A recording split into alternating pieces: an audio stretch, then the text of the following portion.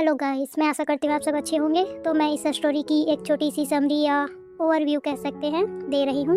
Annette एक royal family की बेटी अपने पति हाइनर से सच्चा प्यार करती थी, लेकिन उसे पता चलता है कि उनका रिश्ता शुरू से ही एक झूठ था। हाइनर असल में एक स्पाई था जिसने अपने बदले के लिए उससे शादी की थी। उसकी बेट्रेयल से एनेट की पूरी दुनिया टूट जाती है। परिवार खत्म, पहचान खत्म। जब एनेट डिवोर्स मांगती है, हाइनर उसे मना कर देता है। वो उसे हमेशा अपने साथ दुख में जीने के लिए मजबूर करना चाहता है। तुम शुरू से ही मेरे पास किसी वजह से आए थे ना? दुश्मन की बेटी से प्यार का नाटक करना मुश्किल तो रहा होगा। ये कहानी है एनेट की, रॉयल ब्लड से जुड़ी हुई एक पावरफुल मिलिट्री जनरल की इकलौती बेटी। उसकी जिंदगी किसी फेरी टेल से कम नहीं थी जब तक उसकी शादी हाइनर से नहीं हुई, उस इंसान से जिसे उसके पिता का सबसे लॉयल सबऑर्डिनेट माना जाता था। 2 साल तक उनका प्यार इंटेंस था, बिल्कुल रियल लगता था। इतना रियल कि एनेट ने अपनी पूरी जिंदगी उस पर ट्रस्ट करके उसके नाम कर दी। शादी के बाद सब कुछ परफेक्ट लग रहा था, एक लविंग हस्बैंड, एक सिक्योर लाइफ, जैसे हर सपना सच हो गया हो। लेकिन हर परफेक्ट दिखने वाली चीज सच नहीं होती। एक दिन सच्चाई सामने आई। हाइनर की बिट्रेयल ने सिर्फ एनेट का दिल नहीं तोड़ा, उसने उसकी पूरी दुनिया खत्म कर दी। उसका परिवार बर्बाद हो गया, मोनार्की गिर गई और एनेट अकेली रह गई। मैं तुमसे डिवोर्स चाहती हूँ हाइनर। ये मुमकिन नहीं है। अब उसके पास कुछ भी नहीं बचा था, ना परिवार, ना नाम, ना कोई सहारा। अब तुम्हें मुझसे क्या चाहिए? तुम्हारी रिवेंज तो पूरी हो चुकी है। हाइनर ने हल्की सी मुस्कान के साथ उसकी तरफ देखा। मैडम, आप कहाँ जाकर खुश रहना चाहती हैं? एनेट की आवाज धीमी पड़ गई। अब ऐसी कोई जगह नहीं है जहां मैं खुश रह सकूं। हाइनर की मुस्कान और गहरी हो गई।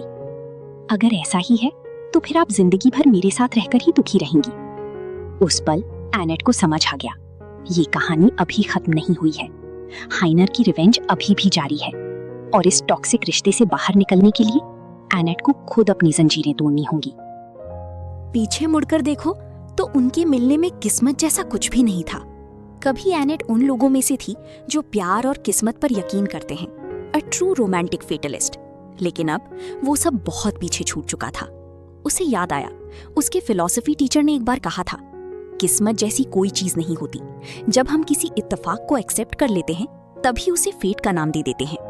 अगर ये बात सच थी तो फिर उनके बीच तो कोई इत्तेफाक भी नहीं था। एनेट की नजर उस लिफाफे पर पड़ी जिस पर उसका मेडन नेम लिखा था, एक नाम जो अब बस याद बनकर रह गया था, रोजनबर्ग्स बायोग्राफी। एक छोटा सा पत्र जिसमें उसके परिवार के पतन की पूरी कहानी समाई हुई थी। इतनी मेहनत, इतना रिस्क लेकर उसने ये एक कागज हासिल किया था। डर इतना था कि कहीं कोई निगरानी ना कर रहा हो, इसलिए ये खत भी हाथ से लिखा गया था। एनेट ने चुपचाप वो लेटर उठाया और कमरे से बाहर निकल गई। उसके कदम अपने आप उसे हाइनर के ऑफिस तक ले गए। हाइनर, उसका पति, 4 साल की शादी और पडानिया का young commander in chief. Office के सामने पहुंचकर एनेट ने बिना झिझक दरवाजा खटखटाया और जवाब आने का इंतजार भी नहीं किया। उसने गहरी सांस ली और दरवाजा खोल दिया। ये अजीब था क्योंकि एनेट हमेशा बहुत संभल कर रहती थी। उसकी हर एक्सप्रेशन, हर रिएक्शन को पढ़ने की कोशिश करती थी ताकि कहीं उसे नाराज ना कर दे। लेकिन आज कुछ अलग था। हाइनर ने सर उठाया, जैसे देखना चाहता हो कि इतनी बेअदबी करने की हिम्मत किसने की। जैसे ही उसने एनेट को पहचाना, उसकी भौहें हल्की सी उठी, पर उसके चेहरे पर कोई खास बदलाव नहीं आया। एनेट बिना कुछ कहे सीधी उसकी डेस्क तक गई और चुपचाप वो लेटर उसकी तरफ बढ़ा दिया। क्या आप इसे पढ़ना चाहेंगे? एनेट ने हमेशा की तरह अपनी सॉफ्ट काम आवाज में पूछा, लेकिन हाइनर ने उस खत की तरफ एक नजर तक नहीं डाली। वो फिर से अपने कागजों में खो गया और बिल्कुल ठंडे फॉर्मल अंदाज में बोला, मैम, मैं अभी बिजी हूं, ये बात हम बाद में कर सकते हैं। कलम कागज पर चलती रही। हल्की सी खुरचने की आवाज कमरे में गूंजती रही। एनेट ने धीरे से अपना हाथ नीचे कर लिया जिसमें वो हाथ थामे हुए थी। हाइना, तुम्हारा पास ढूंढने में मुझे काफी मेहनत करनी पड़ी। टक। उसकी कलम अचानक रुक गई। मेरे पिता भले ही अब जिंदा नहीं हैं, लेकिन इसका मतलब ये नहीं कि उनके साथ काम करने वाले सब लोग मर चुके हैं। मैं उन्हें अच्छे से जानती हूं, इसलिए ये नामुमकिन नहीं था। मैडम। हाइनर की धीमी आवाज में वार्निंग थी, जैसे वो जवाब मांग रहा हो। लेकिन एनेट के लिए ये सब अब थोड़ा आयरॉनिक लग रहा था, क्योंकि जवाब देने की बेरी उसकी नहीं थी। मैं हमेशा सोचती थी, एनेट ने शांत आवाज में कहा, तुम मेरे साथ ऐसा क्यों कर रही हो? जो इंसान मुझसे इतना प्यार करता था, वो अचानक इतना बदल कैसे गया? कहते हैं दिल ठंडा पड़ जाता है, लेकिन क्या इतना ज्यादा? उसके होठों पर एक हल्की शांत मुस्कान आई। लेकिन अब मैं समझ गई हूं। हाइनर ने उसकी तरफ देखा। हमेशा की तरह उसका चेहरा एक्सप्रेशनलेस था, लेकिन आज उसमें हल्की सी सफेदी झलक रही थी। शुरू से ही तुम जानबूझकर मेरे पास आए थे, है ना? तुम्हें ये जानकर जरा भी हैरानी नहीं हुई कि मुझे सच पता चल गया? मुझे पता था एक दिन तुम जान जाओगी। उस पल एनेट को एहसास हुआ, शुरू से लेकर आखिर तक मैं उसी प्लान का हिस्सा थी, है ना? तो ऐसा था। एनेट के होठों से हल्की सी हंसी निकली। दुश्मन की बेटी से प्यार का नाटक करना आसान नहीं रहा होगा। 2 साल के रिश्ते के बाद उन्होंने शादी की थी। एनेट के पिता मार्की डीट्रिक, राजा पीटे के रिश्तेदार और पडानिया की सेना के 5 सबसे पावरफुल जनरल्स में से एक, और हाइनर वोल्डेमार, उसी मार्की के नीचे काम करने वाला एक कमांडर। लेकिन जैसे ही उसने अपनी सुपीरियर की बेटी से शादी की, उसकी तरक्की आसमान छूने लगी। सब कुछ परफेक्ट था, या कम से कम ऐसा लगता था। वो खुशी जिसे एनेट हमेशा के लिए समझ बैठी थी, बहुत जल्दी खत्म हो गई। हनीमून खत्म होने से पहले ही रेवोल्यूशनरी आर्मी ने मोनार्की को गिरा दिया और एक नया फ्री गवर्नमेंट बना दिया गया। और उसी समय हाइनर बदल गया। वो इंसान जो कभी एक केयरिंग, लविंग हस्बैंड था, अचानक अजनबी बन गया। जब मुझे पता चला कि तुमने रेवोल्यूशनरी आर्मी की मदद की और उसी के बदले तुम कमांडर इन चीफ बन गए, तो मैं सच में शॉक में थी। एनेट की आवाज में दर्द था। असल में तुमने मेरे पिता को बिट्रे किया था। थोड़ी देर खामोशी रही, फिर उसने धीरे से कहा, लेकिन मैंने तुम पर भरोसा किया। मुझे लगा हालात ऐसे थे कि तुम्हें ये चॉइस लेनी पड़ी, खुद को बचाने के लिए और उस कॉज के लिए। उसकी सांस हल्की सी कांपी। भले ही इसका मतलब मेरे पिता की मौत ही क्यों ना हो। कभी एनेट को पॉलिटिक्स की कोई समझ नहीं थी। Free government, revolutionary army, royal family, ये सब उसकी दुनिया का हिस्सा नहीं थे। लेकिन मोनार्की के गिरते ही रोजनबर्ग फैमिली पर सारा इल्जाम आ गया। उसके पिता को रेवोल्यूशनरी आर्मी ने मार दिया और उसकी मां ये सब सहन नहीं कर पाई। उस दिन के बाद ये सब सिर्फ हिस्ट्री नहीं रहा, ये एनेट की अपनी कहानी बन गया। उसने हाइनर की आंखों में देखते हुए कहा, और अब ये सोचकर कि तुम शुरू से ही एक रेवोल्यूशनरी थे और जानबूझकर मेरे पास आए थे। उसकी आवाज धीमी हो गई। सब ऐसा नहीं कि तुमने मुझसे प्यार नहीं किया, बल्कि तुम कर ही नहीं सकते थे। एनेट की आवाज धीमी थी, लेकिन हर शब्द चुभ रहा था।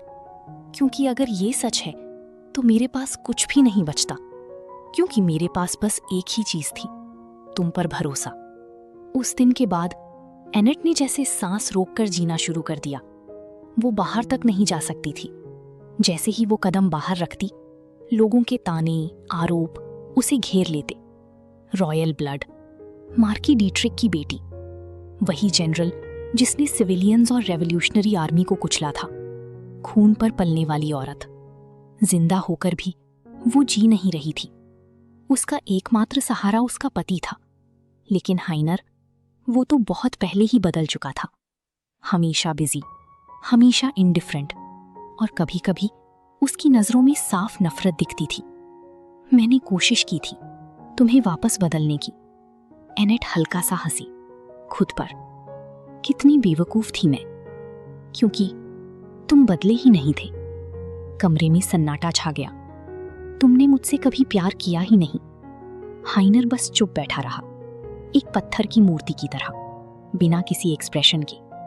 उसका चेहरा हमेशा की तरह अनजान था। एनेट को कभी लगता था वो उसे बहुत अच्छे से जानती है, लेकिन अब उसे समझ आया वो सब एक झूठ था, एक इल्यूजन। क्या मैं गलत हूं? नहीं, एक शब्द। बस एक शब्द और एनेट की दुनिया फिर से टूट गई। तो कुछ बोलो हाइनर, मुझे सच तुम्हारे मुंह से सुनना है। हाइनर थोड़ा सा चौंका। शायद उसने कभी एनेट को इतनी सख्त आवाज में बोलते नहीं सुना था। कुछ पल खामोशी रही, फिर उसने आखिरकार बोलना शुरू किया। मुझे बचपन से ट्रेन किया गया था। उसकी आवाज ठंडी थी, एक स्पाई बनने के लिए, उस मिलिट्री ट्रेनिंग इंस्टीट्यूशन में जो तुम्हारे पिता के अंडर था। Military training institution? एनेट ने ये नाम पहले भी सुना था, लेकिन आज उस नाम के पीछे छुपा सच उसकी पूरी जिंदगी को हिला देने वाला था। 2 साल पहले की बात थी, जब रॉयल फैमिली के अंडर एक गुप्त आइलैंड पर ट्रेनीज को ट्रेन करने का सच सामने आया था, तो पूरे देश में हंगामा मच गया था। ट्रेनीज के ह्यूमन राइट्स को बचाने के लिए उनकी लिस्ट को सीक्रेट रखा गया था। लेकिन एनेट को यह पहली बार पता चला कि हाइनर भी उन्हीं ट्रेनीज में से एक था। Training, drugs, torture, confinement. हाइनर की आवाज बिल्कुल सपाट थी। हमें ट्रेन करने के लिए हर तरीका इस्तेमाल किया गया। मैं अपनी क्लास में टॉप पर था, इसलिए वो मुझसे खुश थे, और तुम्हारे पिता ने मुझे अपने पास रख लिया। उसके शब्द जैसे पुराने जख्मों की कहानी सुना रहे थे। हाइनर एक स्किल्ड मिलिट्री स्पाई था। उसने मिशंस पूरे किए, टॉर्चर सहा, कई बार मौत के करीब पहुंचा, लेकिन ये सब उसके लिए नॉर्मल था। एनेट के पिता डीट्रिक रोजनबर्ग वो इंसान थे जो सबसे पहले उन स्पाइस को खत्म कर देते थे जो खतरे में होती या पकड़ी जाने वाली होती। वो लोग हाइनर के अपने साथी थे, लेकिन फिर भी मिशन सक्सेसफुल रहे, और डीट्रिक का जनरल बनना कहीं ना कहीं हाइनर की वजह से ही था। फिर हाइनर ने अपनी स्पाई लाइफ खत्म की और शैडो में काम करना शुरू किया। उसने ठंडी आवाज में कहा, लेकिन मैं डीट्रिक और रॉयल फैमिली से नफरत करता था, इसीलिए मैंने रेवोल्यूशनरी आर्मी की मदद की और करंट गवर्नमेंट को एस्टैब्लिश करने में साथ दिया। उसकी नजर सीधी एनेट पर थी। तुम्हारे करीब आना भी उस प्लान का हिस्सा था। बस इतना ही। उसके शब्द एक्सप्लेनेशन कम, एक रिपोर्ट ज्यादा लग रहे थे। एनेट के हाथ में पकड़ा लेटर हल्का सा मुड़ गया। उसके होंठ, जो अब तक मुस्कुरा रहे थे, धीरे धीरे सख्त हो गए। तुम्हारी नफरत का जो निशाना था, उसने धीरे से पूछा, क्या उसमें मैं भी शामिल हूं? दोनों की नजरें हवा में टकराईं। उस पल एनेट दिल से चाहती थी कि वो नहीं कहे, चाहे झूठ ही क्यों ना हो, क्योंकि जब पूरी कहानी ही झूठ पर टिकी हो तो एक और झूठ कुछ भी नहीं बदलता। हाइनर ने अपनी स्पाई लाइफ खत्म की और शैडो में काम करना शुरू किया। उसने ठंडी आवाज में कहा, लेकिन मैं डीट्रिक और रॉयल फैमिली से 6 साल पहले। हाइनर की आवाज सूखे रेगिस्तान की रेत जैसी बेजान थी। म्यूनिक ऑपरेशन में, जहां मुझे स्पाई बनाकर भेजा गया था, मेरे 3 साथियों की मौत हो गई और बाकी 2 को डीट्रिक ने खुद खत्म कर दिया। कमरे की हवा भारी हो गई। इस तरह मैं अकेला बचा, उसने बिना किसी इमोशन के कहा। और फिर मुझे रोजनबर्ग मैंशन में आने का मौका मिला। एनेट की आंखों के सामने वो दिन फिर से जिंदा हो गया। एक खिला हुआ रोज गार्डन, धूप में चमकती हुई जूवल्स, और वो खुद एक खूबसूरत ड्रेस में, और सामने हाइनर की वो हल्की सी मुस्कान। हाइनर की वो हल्की सी मुस्कान, उसी पल उसे वो अच्छा लगा था, लेकिन हाइनर की आवाज ने उस याद को तोड़ दिया। मैंने तुम्हें देखा था उस मैंशन के रोज गार्डन में। तुम हंस रही थी, जैसे सब कुछ परफेक्ट हो। उसकी आंखों में एक अजीब सा रंग उभरा। तुम उन लोगों के लिए दुख जता रही थी जो देश के लिए मरे थे, जैसे तुम कोई एहसान कर रही हो। उसकी नजर ठंडी हो गई। मुझे तभी लगा कुछ गलत है। एनेट की सांस रुक गई। तुमने पूछा था, क्या तुम भी मेरी नफरत में शामिल हो? कुछ पल की खामोशी, फिर जवाब गिरा, हां। बस एक शब्द और सब कुछ खत्म। एनेट के होंठ हल्के से खुले, लेकिन आवाज नहीं निकली। I hate you. ये शब्द सीधे उसके दिल में उतर गए। अजीब बात ये थी, वो ना सुनना चाहती थी, लेकिन सच सुनकर जैसे उसके दिमाग की धुंध साफ हो गई। ठीक है, उसने धीरे से कहा। अब समझ आ गया, सब कुछ इतना सिंपल था। हाइनर वाल्डेमर एनेट रोजनबर्ग से नफरत करता था। वो सिर्फ बदला लेने के लिए उसके करीब आया था, और एनेट, वो बिना कुछ जाने उसे सच में प्यार कर बैठी। एनेट ने एक कदम पीछे लिया। उसका दिल, उसका आत्मसम्मान सब टूट चुका था, लेकिन उसने खुद को संभाला। अपनी आवाज को स्टेडी रखते हुए उसने साफ कहा, मैं तुमसे डिवोर्स चाहती हूं हाइनर। ये मुमकिन नहीं है। तुमने हमारे रिश्ते का भरोसा तोड़ा है। ये डिवोर्स के लिए काफी वजह है। I said it is not granted. अब क्या तुम्हें मुझसे कोई फायदा भी बचा है? एनेट की आवाज टूटने लगी। मेरे माँ बाप मर चुके हैं, मोनार्की खत्म हो चुकी है, मेरे पास कुछ भी नहीं बचा। उसने धीरे से कहा, जो कुछ था वो सिर्फ तुम्हारी पत्नी होने की पहचान थी। उसकी आंखें सीधी हाइनर पर टिक गईं।